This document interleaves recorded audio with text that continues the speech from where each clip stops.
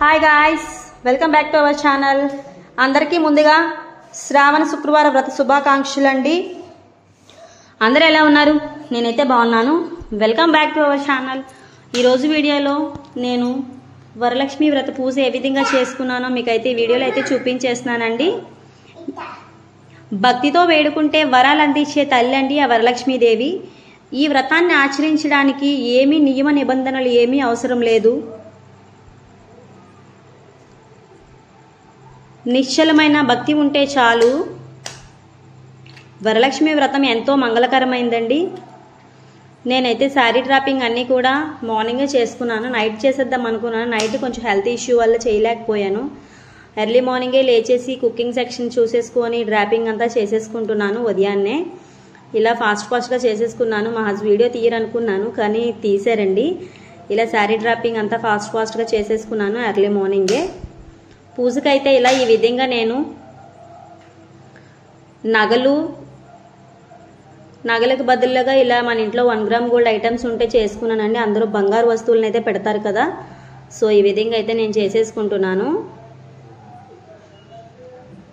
అమ్మవారికి ఇలా ear rings అయితే పెడుతున్నాను. మనం ఈ వరలక్ష్మీదేవి అమ్మవారికి లక్ష్మీదేవి కృపా కటాక్షాలు కలిగి మనకు ఐశ్వర్యం సిద్ధిస్తుంది. ఇలా అమ్మవారికి అయితే పువ్వులు నగలతో అయితే నేను సమర్పించేసుకున్నాను. సో నెక్స్ట్ అయితే మన ఇంట్లో చెక్కపీట కానీ ఇలా నా దగ్గర అయితే ఈ పీట ఉందండి. పీటకి నీట్గా పసుపు అయితే రాసేసుకుంటున్నాను. ఇలా పసుపు రాసి బొట్లను అయితే పెట్టేసుకుంటున్నాను. స్త్రీలు దీర్ఘకాలం సుమంగళిగా ఉండేందుకు ఈ వ్రతం ఆచరించడం తప్పనిసరి అండి.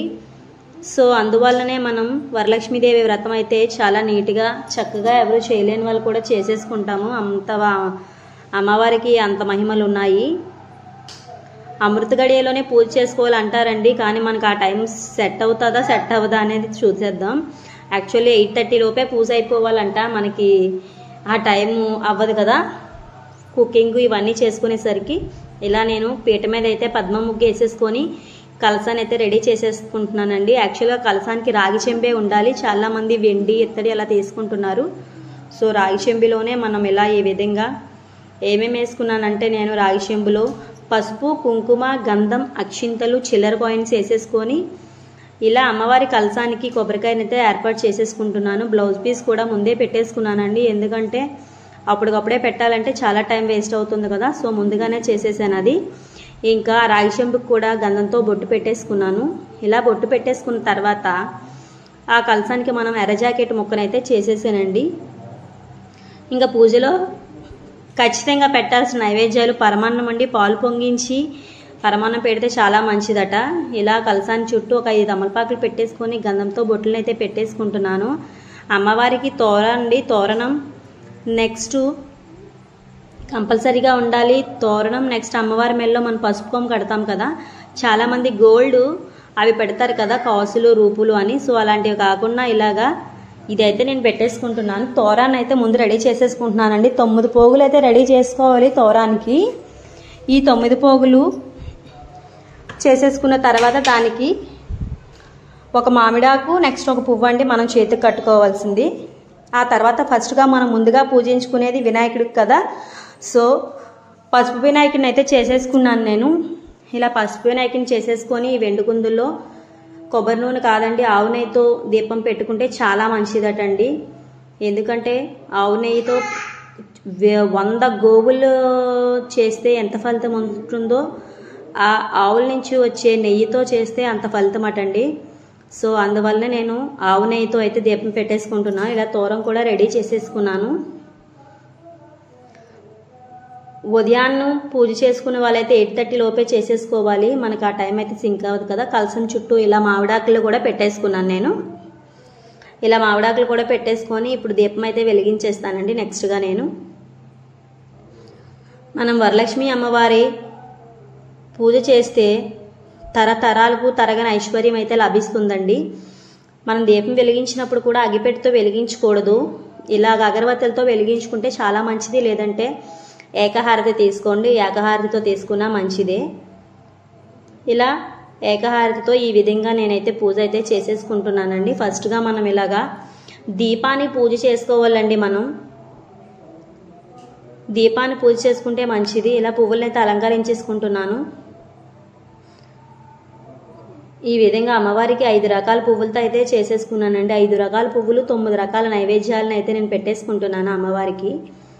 సో ఫస్ట్ మనం వినాయకుడి పూజ చేసేసుకొని ఆ తర్వాత నైవేద్యాలన్నీ ఒకటిగా పెట్టుకుంటున్నాను. ఫస్ట్ అయితే ఇంకా పువ్వులతోనే పూజ అయితే చేసుకుంటున్నానండి.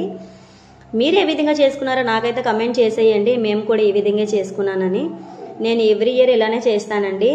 లాస్ట్ ఇయర్ నుంచి అయితే అమ్మవారికి ఇలా శారీ డ్రాపింగ్ ఇవన్నీ చేసి ఈ విధంగా చేస్తున్నాను. ఇలా ఈ విధంగా పూజకి అయితే అన్నీ రెడీ చేసేసుకున్నానండి. మనం నెక్స్ట్ 5 రకాల పువ్వులతో పూజించినప్పుడు మనం అందులో ఎక్కువ గులాబీ పువ్వులతో పూజించడం వల్ల అమ్మవారి పటాన్ని నిండుగా అలంకరించుకోండి. గన్నేరు పూలతో పూజ చేస్తే 1000 గోవులను దానం చేసిన పుణ్యఫలితం అయితే వస్తుందటండి. గులాబీ పూలతో పూజిస్తే మీ ఇంట్లో ఉన్న డబ్బు కష్టాలన్నీ పోతాయట. సో మన శక్తి మేరకు ఈ శ్రావణ మాసంలో కాస్ట్లు ఎక్కువ ఉంటాయి కదా. సో మనం ఆ టైంలో మన శక్తి మేరకు కొంచెమే పెట్టుకుంటాము. ఇలా కలసానికి కూడా చిన్న దండ అయితే పెట్టేసుకొని ముత్తైదువులను అయితే ఇలా ఈ విధంగా పిలుచుకొని నేను వాళ్ళందరికీ పసుపు రాసి గంధం పూసేసుకొని వాళ్ళకైతే వాయనం అయితే ఇచ్చేసుకున్నానండి. మనం వాయనం ఇచ్చినప్పుడు ఇస్తినమ్మ వాయనం అని మనం అడుగుతాం. వాళ్ళు పుచ్చుకుంటున్నమ్మ వాయనం అని చెప్తారు. అలా 3 టైమ్స్ చెప్పాలి. ఇస్తినమ్మ వాయనం, పుచ్చుకుంటున్నమ్మ వాయనం అని చెప్పేసి. సో ఈ విధంగా ఒకరికి అలా 3 వచ్చారండి. 3 ముత్తైదులకి నేను ఈ విధంగా పూజ చేసేసి వాళ్ళకైతే దండం పెట్టేసుకున్నాను. ఇలా ఈ విధంగా అయితే పూజ చేసుకున్నామండి. మా ఆయన కాళ్ళు కూడా తర్వాత దండం పెట్టేసుకున్నాను. తను కూడా నన్ను ఆశీర్వదించేశారు. సో ఈ విధంగా ఎర్లీ మార్నింగ్ అయితే ఈ పూజకి ఇవన్నీ రెడీ చేసేసుకున్నానండి. ఒకవైపు పూర్ణం బూరెలకి కుక్కర్లో పప్పు వేసేసాను. మరొక వైపు గారెలకి ఇలా ఈ విధంగా చేసేసుకుంటున్నానండి ఫాస్ట్గా. ఎందుకంటే టైం సరిపోదు కదా. అందులోని మా యశ్విన్ మళ్ళీ లేచేస్తే మా యశ్విన్తో నాకు అవ్వదు. సో అందువల్లనే ఫాస్ట్గా కంగారుగా అమ్మవారికి 9 రకాల నైవేద్యాలు సమర్పించడం కోసం కంగారుగా చేసేసాను. వీడియో చిన్న క్లిప్స్ అయితే తీసానండి. ఎక్కువ మొత్తం అంతా తీయలేదు. కానీ గారెలు, బూరెలు, పులిహోర, నెక్స్ట్ ఇలా పులిహోర, దద్దోజనం ఇలా ఈ విధంగానండి. ఇప్పుడు పప్పు బూరెలు చాలా కష్టం కదండి, పూర్ణం బూరెలు. కానీ ట్రై చేశాను. నేను ఎప్పుడు ట్రై చేయలేదు. ఫస్ట్ టైం ట్రై చేశాను. బాగానే వచ్చాయండి. నేను అసలు ఎక్స్పెక్ట్ చేయలేదు ఈ విధంగా వస్తుందని. సో బాగానే వచ్చేసేయండి బూరెలు అయితే. ఇలా ఈ విధంగా బూరెలు కూడా రెడీ చేసేసుకొని అమ్మవారికి నైవేద్యంగా అయితే వీటినన్నింటినీ సమర్పించేసుకున్నాను. ఇలా అయిన తర్వాత ఇందులోకి బెల్లం అయితే వేసేసుకున్నానండి.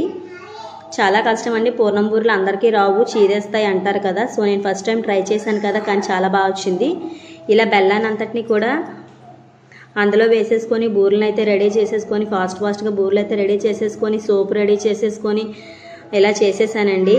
ఫస్ట్ టైం కనుక మన వీడియోని చూసినట్లయితే ప్లీజ్ లైక్ చేయండి, షేర్ చేయండి, సబ్స్క్రైబ్ చేయడం అయితే మర్చిపోవద్దు. ఇంకా ముందు రోజు చేసిన పనులన్నీ కూడా ఉన్నాయండి. పూలమాల కట్టడం, గచ్చులు కట్టడం, ముగ్గులు పెట్టడం, తులసమ్మ పసుపు రాసి బొట్లు పెట్టడం. అలాగా యాక్చువల్గా మనం తులసమ్మను కూడా బాగా పూజించాలి. అవన్నీ నెక్స్ట్ వీడియోలో మీకు షేర్ చేస్తానండి. నేను ఈ విధంగా అయితే నేను అమ్మవారికి గారెలు, బూరెలు, పులిహోర ఇలా ఒకవైపు పులిహోర కూడా పెట్టేశాను. పులిహోరకు కూడా ఏగుతున్నది. పులిహోర కూడా చాలామంది వెరైటీగా చేస్తారు. నేనైతే అన్ని పులిహోరకి పచ్చిమిర్చి ఇవన్నీ ఎండుమిరపకాయలు, పోపులు అన్నీ వేసేసి చింతపండు మగ్గు కూడా ఇందులో వేసేస్తానండి. దమ్ పులిహోర లాగా. మన రైస్ ఓన్లీ పెట్టేసుకుంటే ఈజీగా అయిపోతుంది. సో ఈ విధంగా పులిహోర కూడా రెడీ అయిపోయింది నాకు. చూసారా, బూర్లు, గారెలు, పులిహోర ఒకవైపుకి ఇక్కడేమో తీపి గారెలకు ఇది రెడీ చేసేసుకున్నానండి. ఈ విధంగా ఇలా చేసుకున్న తర్వాత ఇంకా అమ్మవారికి అయితే ఒకటిగా ఫాస్ట్గా అయితే నేను చేసేసాను. ఇవండి మజ్జిగ గారెలు, పెరుగు గారెలు అండి, తీపి గారెలు, చప్పడి గారెలు, దద్దోజనం, పులిహోర, బూరెలు, గారెలు అండి. ఇంకా కొమ్ము శనగలు, చరివిడి, వడపప్పు.